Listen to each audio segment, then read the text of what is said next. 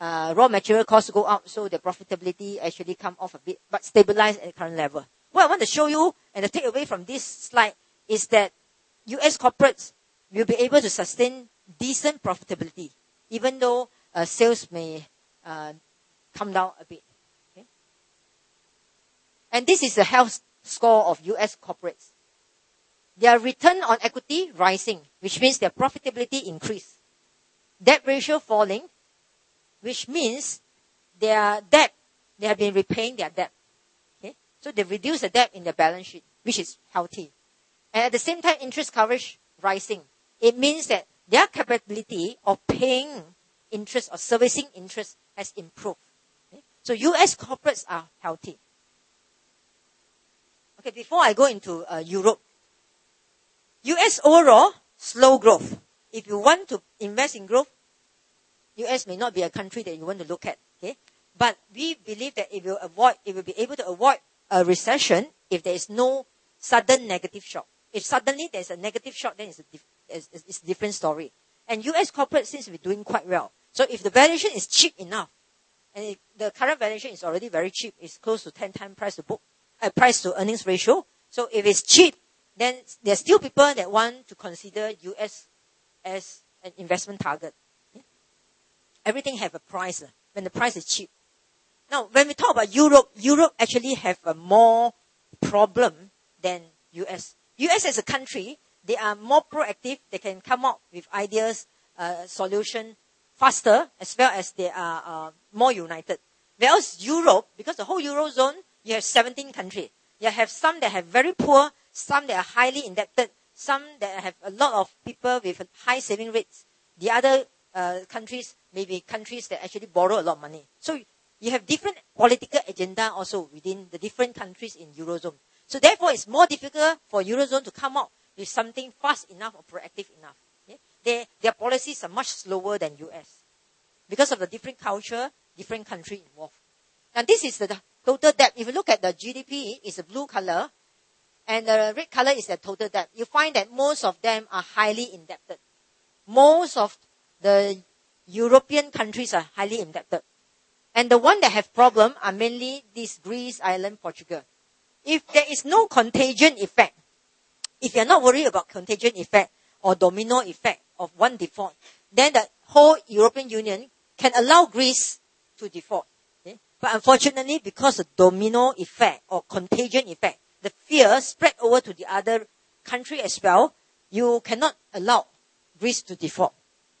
Because Greece default, we panic the other market, especially for Italy and Spain. Italy and Spain are two very big economies in Europe. In fact, Italy is the third largest economy in Europe. So therefore, you cannot have the fear spread over to a big country like Italy. The moment you have that fear spreading over to Italy and everybody panic, then you cause a bigger problem for the whole European Union. And this is what's happening now. Now because that happened, what the European Central Bank did is that they continue to go into the bond market to buy some of the bond, like for example, Greece bond, Italy bond, and Spain bond, to help to stabilize, to help to reduce the panic sentiment, okay, on this country. A lot of people also say that US has very little exposure to Europe, so it will be quite safe. This is what happened to US bank. They have a very small exposure to Europe. But US banks, banking system also sell a lot of money market product. And some are rather, these money market product are linked to the derivative. And this derivative exposed to Europe. So if you include the derivative, the whole amount is in this blue color, and it is as big as Germany. So the US banks are not very safe if they don't care about Europe. They may say, oh, this is Europe, let Europe die. You cannot. You cannot, because even though your exposure is very little, the total exposure to Europe is still huge when you include derivative. Okay? So that is why whenever the Europe have problem, they want money, US also help. This is a rescue plan so far. The central bank, the European Central Bank has come in to rescue, which means that they come in to buy a lot of bonds. Okay? So far, they have bought back about 120 billion of euro. And lately, they bought back just by this very short 6 weeks period, they bought back 90 billion euro of bonds. This is the effect of after they buy, you find that the bond yield improve. So they have to continue doing that. Okay? Our view is that the European problem may not be that easy to be solved. And you find that very recently, when the news leaked out to say that they want to increase the funding for something called European Financial Stability Facilities, EFSF. This is something like a rescue bank, like a rescue bank, something similar to a rescue bank. They pump out the amount of money so that this will have a lot of money. The fund will have a lot of money to come and help to buy out all the problematic assets, okay? to clear up the system. Of course, it is quite complicated. I do not want to go into very detail of the complication of Europe, but the fact that I want you to bring back is that today, this is the biggest problem now in the whole global investment environment.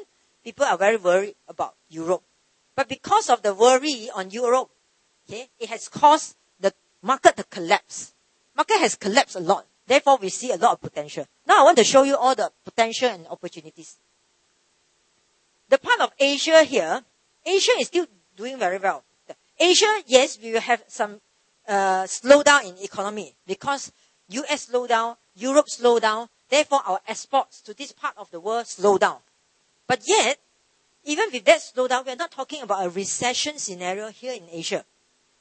But the valuation of the market, and later I show you some chart to show that the correction was so sharp that the market has actually implied a recession in Asia, which is unfair to Asia. Asia has come to a very cheap valuation. Now, if you are still not very comfortable with Asia as a whole, you want to focus your investment into